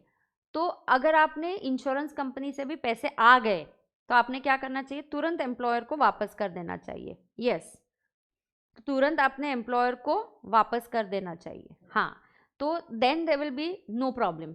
बट आपने एम्प्लॉयर के 5 लाख भी रखे, इंश्योरेंस से 5 लाख आए, हाँ वो भी रख लिए, देन वी से कि यार फिर वो एम्प्लॉयर वाला है ना, वो मेडिकल के लिए हम नहीं बोलेंगे और उस पर परक्विजिट लगाएंगे। हाँ, मतलब तुमने इंश्योरेंस से भी 5 लाख आ गए, तुम्हारा एम्प्लॉयर से भी 5 लाख आ गया, अरे यार नहीं, फिर ये गड़बड़े। इंश्योरेंस से पैसे आते ही तुमने एम्प्लॉयर को वापस कर देना चाहिए। अगर नहीं किया तो जो भी आपको एम्प्लॉयर से लोन मिला उसको परक्विजिट ही माना जाएगा। हाँ, फिर से लोन अगर मेडिकल पर्पस के लिए है तो no perquisite, full stop. Loan अगर मेडिकल पर्पस के लिए है और आपको इंश्योरेंस से भी पैसे आते, बी ऑनेस्ट, इंश्योरेंस से पैसे आए हुए तुरंत एम्प्लॉयर को वापस कर दो। हाँ, अगर आपने तुरंत वापस कर दिया तो कोई प्रॉब्लम नहीं है, आपने इंश्योरेंस के पैसे भी रख लिए, एम्प्लॉयर के पैसे भी रख लिए, तो यार हम एम्प्लॉयर के पैसों पे परक्विजिट निकाल देंगे, कैलकुलेट कर देंगे। ओके, यस, क्लैरिटी और आ रही है? ऑफकोर्स और आएगी। मैंने आपको बोला था जब आप फर्स्ट टाइम पढ़ते हो तो अलग होता है। अब आई कैन गो, मैं आपकी कुछ कुछ क्वेरीज अभी सॉल्व कर सकती हूँ, तुम मैच्योर हो, यस। और जब सेकेंड टाइम पढ़ोगे तो और आएगी। यही आप फाइनल में एज अ फाइनल स्टूडेंट पढ़ोगे तो your understanding will be totally different, and when you read this same as a CA, different, and when you read it as a CA with the experience of few years, even different. Yeah, so it's fun. Yes. Now let us understand use of employers movable asset। ये काफ़ी बार आता है, आप employer की कोई movable asset use कर रहे हो, जैसे कि आपको दिया जाएगा म्यूजिक सिस्टम, दिया आपको एम्प्लॉयर का फर्नीचर दिया गया यूज़ करने के लिए, म्यूजिक सिस्टम दिया गया यूज़ करने के लिए, कोई कैमरा दिया यूज़ करने के लिए, सेल नहीं किया, उसका ओनरशिप ट्रांसफ़र नहीं किया। सी, दो टाइप के परक्विजिट्स है, एक है यूज़ और एक होता है सोल्ड, है ना। तो सेल में क्या होता है, तुषार का डाउट है मैम जब से लोन लिया तब से टैक्सेबल होगा। हाँ हाँ, तब से नहीं होगा, जब से इंश्योरेंस के पैसे आए तब से होगा। यप, चलो। सो असेट्स के बारे में दो कॉन्सेप्ट्स है, एक है यूज ऑफ मूवेबल असेट और एक होता है sale of movable asset. Okay, हाँ ma'am, use of movable asset में डिफरेंस क्या है, इस 4th और 5th पॉइंट में डिफरेंस क्या है, 4 और 5 नंबर पॉइंट में डिफरेंस क्या है। मैम 4 में सिर्फ यूज हो रहा है, माने आपको ओनरशिप ट्रांसफर नहीं किया, मतलब आपको जो है वो ओनरशिप ट्रांसफर नहीं किया। और 5th में क्या हो रहा है, movable asset is sold by the employer. Yes, it is sold by the employer, मतलब ओनरशिप हैज बीन ट्रांसफर्ड। तो दोनों अलग अलग चीज़ें, उनका परक्विजिट भी अलग से कैलकुलेट किया जाता है। यहाँ जो परक्विजिट होता है, you have to note down, it is 10% per annum, ये बहुत इंटरेस्टिंग है, per annum word, of the original cost, ये भी इंटरेस्टिंग है जान, यहाँ पे ओरिजिनल कॉस्ट से लेना देना है हमारा। पर्पसली आपको इस पॉइंट में कंफ्यूज करने के लिए WDV दिया जाता है, बिल्कुल कंफ्यूज नहीं होना है। जब यूज ऑफ एम्प्लॉयर्स असेट है then it is 10% per annum of the original cost of the asset. Okay ma'am, but use of employers laptops and computers is exempt even if it is for personal purpose। आप घर पे laptop लेके आ गए, generally बहुत दिनों से घर पे काम है ही नहीं, आपका ऑफिस में काम हो रहा है, लेकिन आप लैपटॉप लेके आते हो, बैठ के गेम्स खेलते हो, आपका बच्चा यूज़ कर देता है उसको सैटरडे संडे या ऐसा कुछ, या ऑफिस का एक लैपटॉप है आप घर पे ही रख दिया आपने कुछ दिनों के लिए, पर्सनल यूज़ भी हो रहा है, फ़ायदा तो मिल रहा है, बट ये फ़ायदा टैक्सेबल नहीं है। So use of employer's laptop and computers is a exam perquisite. तो आइडियली ये 3rd कैटेगरी में आता है। हाँ, बट मैंने आपको क्या बोला कि जो एग्जाम्ड वाली कैटेगरी है ना, वो हम अलग से नहीं पढ़ते, वो एग्जाम्ड वाली हम अलग से नहीं पढ़ते, वो साइड बाय साइड होती जाती है ना। हाँ, so use of movable asset of the employer में 10% per annum of the original cost है। So use of employer's laptop and computers is exempt from tax. Yes, so use of employer's laptops and computers is exempt from tax. बिल्कुल सही. Now let us understand what is there. Movable assets sold by the employer to the employee. Now when sale की बात हो रही है, हाँ, तो use of employers computer and laptop is exempt. ये इंपॉर्टेंट है. 10% पर एनम भी इंपॉर्टेंट है. आपको इस पर एनम का लॉजिक ज़्यादा केवाईसी में कुछ क्वेश्चंस होते हैं. KYC is know your concept questions. तो जब आप केवाईसी के क्वेश्चंस करोगे तो आपको अंडरस्टैंडिंग और बेटर हो जाती है. हाँ. Now movable assets sold by the employer to the employee. Now what happens here is, C,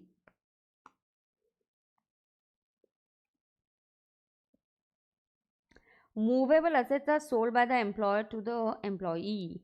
If any movable asset is sold by the employer to employee at a concession, then the perquisite is calculated as follows. मैं आपको बताती हूँ. जैसे कि यहाँ पे भी आपको लॉजिकली जाना है, तो यूज सेल ऑफ असेट हो रहा है. देखो, एम्प्लॉयर बोलता है यार मेरे पास एक गाड़ी है, हाँ, इस गाड़ी की WDV रिटन डाउन वैल्यू है ना, मतलब डेप्रिसिएट वगैरह माइनस करके इसकी आज की वैल्यू, रिटन डाउन वैल्यू जो है वो 3 लाख है.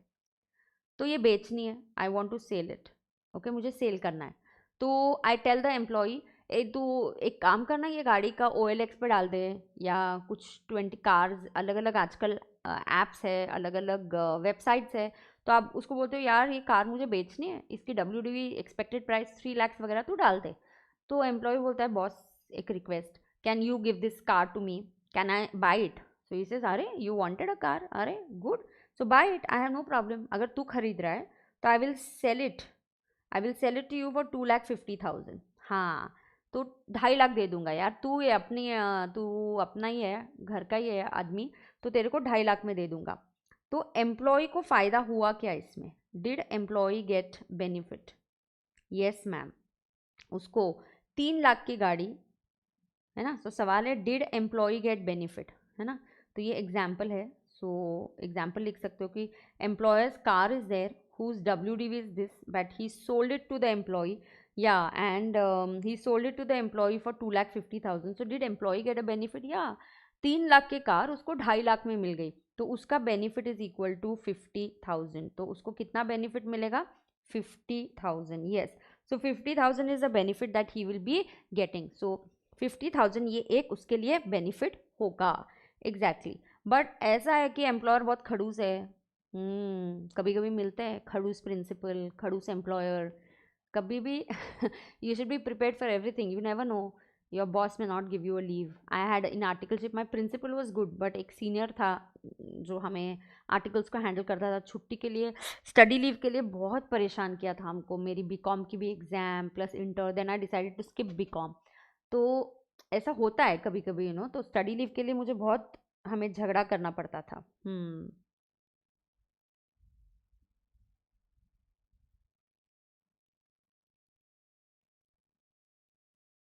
ए हैप्पी रावत बेस्ट है.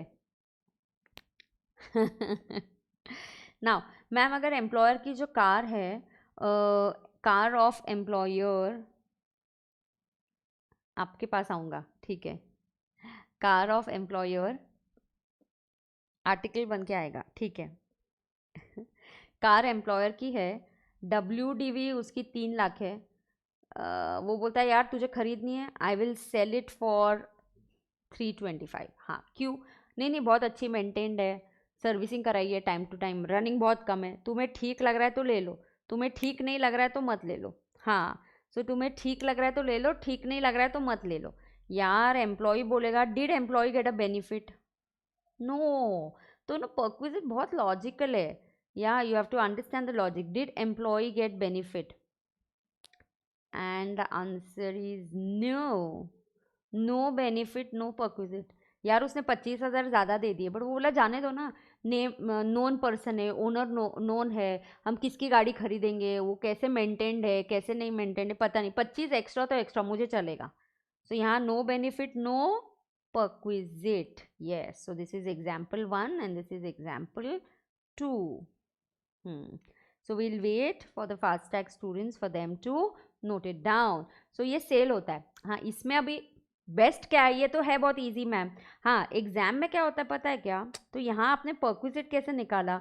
WDV माइनस सेल प्राइस, है ना. तो एग्जाम के टेंशन में क्या होता है, you get confuse. Sale price minus WDV कि WDV minus sale price, confusion होता है एग्जाम में। हाँ, कितना लर्न करके जाएंगे, कभी ना कभी तो एग्जाम में टेंशन और कंफ्यूजन भी तो होगा ना। तो आपको लॉजिक से जाना है कि लॉजिक बोलता है कि परक्विजिट मतलब एम्प्लॉय के हैंड्स में बेनिफिट आना चाहिए। बेनिफिट आया तो परक्विजिट होगा, बेनिफिट नहीं आया तो परक्विजिट नहीं होगा, है ना। या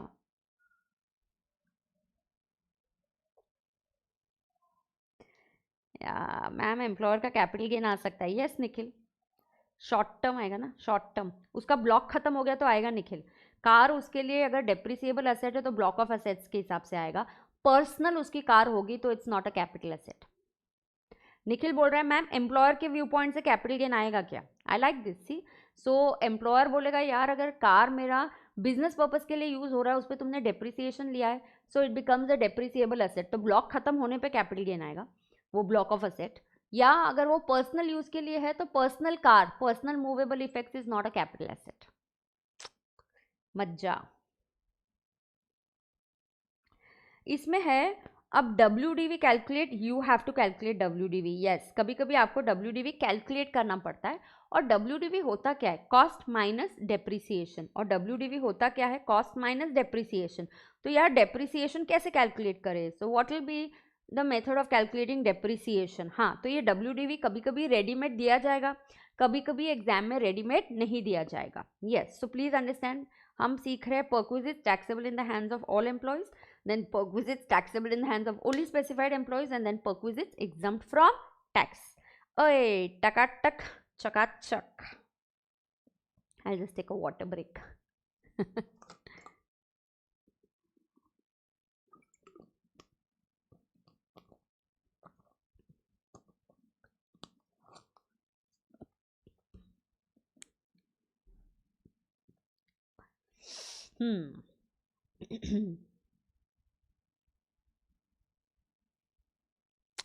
यप, या सो ये WD, हाँ ऊपर यूज है, नीचे सेल हो रहा है। तो ये देखो सेल हो रहा है तो मैम WDV है, so perquisite is equal to what, formula क्या है, लिखो WDV minus sale price.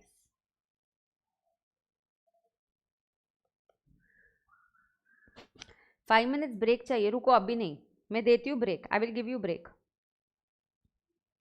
Recording 1.5 घंटा तो होने दे, 1 hour 30, 1.5 हुआ है। हाँ, will take a tea break, मुझे भी कॉफ़ी ब्रेक चाहिए। I will give you break but 10-15 minutes के बाद, yeah will take a break 10 minutes के बाद, ओके बेटा।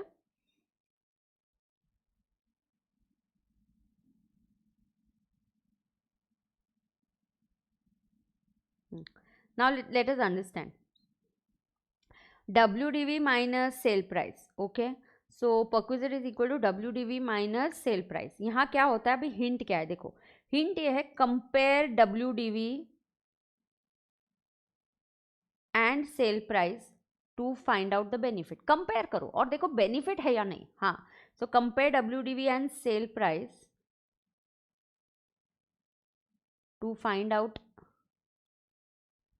The benefit.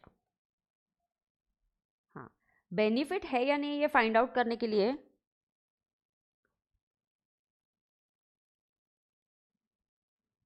हाँ, compare WDV and sale price to find out the benefit. जैसे मैंने आपको बिना फॉर्मूला के बता दिया, यहाँ पे आपने खुद बोला बेनिफिट है तो परक्विजिट है, यहाँ बेनिफिट नहीं है तो परक्विजिट नहीं है, या आपने खुद से लॉजिक से यूज़ किया ना। हाँ, अब देखो WDV कैसे कैलकुलेट करते हैं।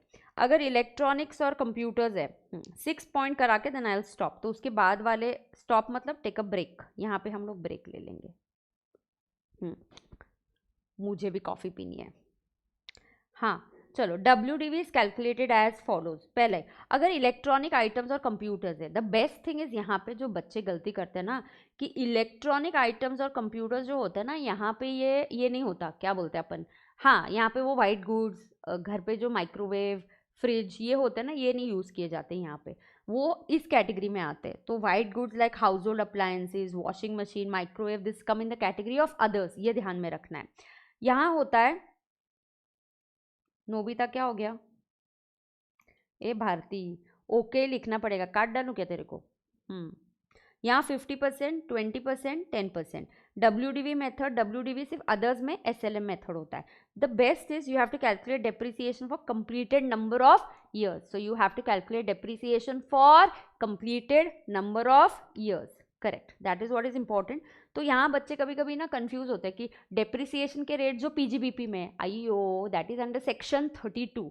हाँ, वो PGBP का डेप्रिसिएशन, PGBP इनकम निकालने के लिए डेप्रिसिएशन है, ये डेप्रिसिएशन के रेट परक्विजिट के लिए। हाँ, सेक्शन अलग, प्रोविजन अलग, सेक्शन अलग, तो उसकी प्रोविजन भी अलग अलग होगी, जरूरी नहीं ये सेम होगा। हाँ, लास्ट ना 6th वन देखो, एनी पेमेंट और रीइम्बर्स बाय द एम्प्लॉय, ये काफ़ी वास्ट है और ये आता भी है। जैसे एम्प्लॉयर को आपने रीइम्बर्स किया, उसका जैसे एम्प्लॉयर का लाइट बिल, घर का लाइट बिल, एम्प्लॉई के घर का लाइट बिल, तो एम्प्लॉय के घर का लाइट बिल पे करने की रिस्पॉन्सिबिलिटी, ऑब्लिगेशन किसका होता है? मैम क्या पूछ रहे हैं आप, एम्प्लॉय के घर का है ना लाइट बिल, तो एम्प्लॉय ही पे करेगा, या ऑब्वियसली नो। तो एम्प्लॉय के घर का लाइट बिल है तो एम्प्लॉयज पे करेगा, अरे नहीं ना, लेकिन एम्प्लॉयर ने पे कर दिया। हाँ, ये तो ट्विस्ट है। तो employer has made a payment which is resulting in fulfilment of employee's obligation. हाँ, employer has paid the light bill of the employee का घर, अच्छा, जो एम्प्लॉय का ऑब्लिगेशन है। ओ ऐसा हुआ क्या? हाँ, so when employer makes a payment which results in fulfillment of employee's obligation, when employer makes a payment which results in fulfillment of employee's obligation, it is a perquisite, yes। तो यहाँ पे example होता है, यहाँ पे example होता है कि पेमेंट ऑफ लाइट बिल,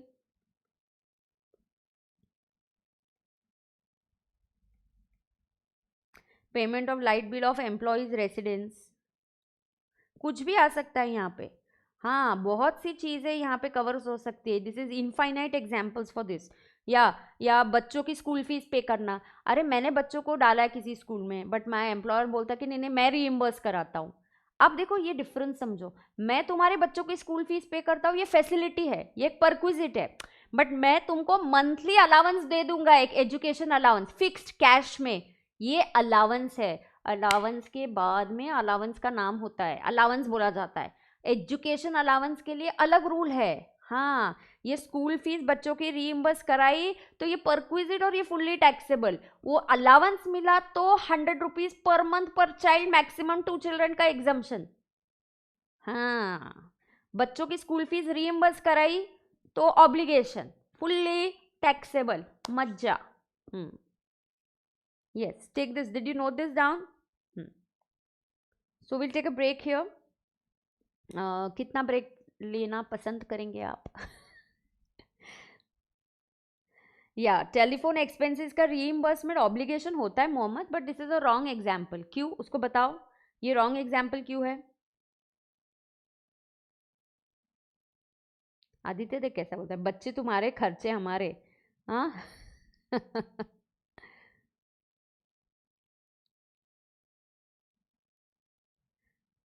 हाँ, 10 minutes, okay. Now 1 minute, telephone expenses reimbursement. 1 minute, मुझे पहले मोहम्मद से आंसर चाहिए यार। टेलीफोन बिल का रीइंबर्समेंट करना पता है, देखो ये मैं आगे कवर करने वाली हूँ, टेलीफोन कवर ही कर देती हूँ अब बीच। टेलीफोन बिल का reimbursement is fulfilment of obligation, yes, ये बेनिफिट है, बिल्कुल सही, ये बेनिफिट है बिल्कुल सही, but is exempt perquisite, yes, ये थर्ड कैटेगरी में खास कर। मैम मैम नहीं नहीं मैम, ये तो ऑब्लिगेशन है मैम, टेलीफोन बिल का रीइंबर्समेंट करना ये तो ऑब्लिगेशन है, तो मैम इसको टैक्स करना ही पड़ेगा। और एक ही रूल याद करने का है क्या? आईसीआई ने बोला 40 मार्क आ गए, 40 आ गए चलो पास करा दो, कराती है क्या आईसीआई आपको पास? नहीं, आईसीआई बोलेगा एग्रीगेट भी दिखाओ।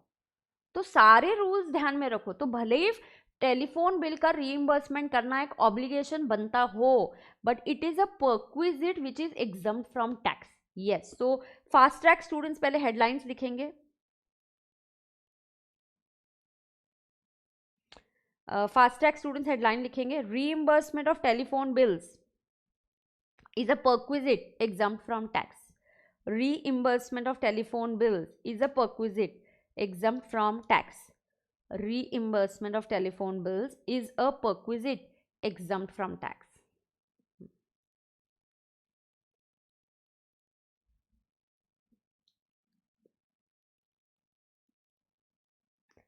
सॉन्ग चला देना, ठीक है, कौन सा गाना चला दूँ? Reimbursement of telephone bills is a perquisite exempt from tax. Okay, so I will stop the recording here and will take a 10 minute. Stream यही रहेगा, स्ट्रीमिंग ऑन रखती हूँ मैं, रिकॉर्डिंग बंद करती हूँ. एक 10 मिनट के बाद हम लोग मिलते हैं फिर.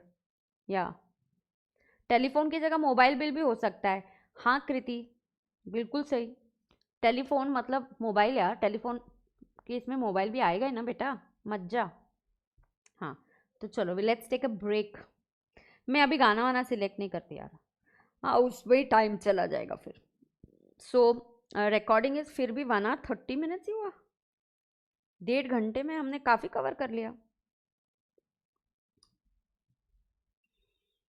यार. 1.5 घंटे में मस्त कवर किया हमने, अच्छी बात है. चलो, so let's take a break and I'll stop here and I'll continue in the next session. Okay, yes.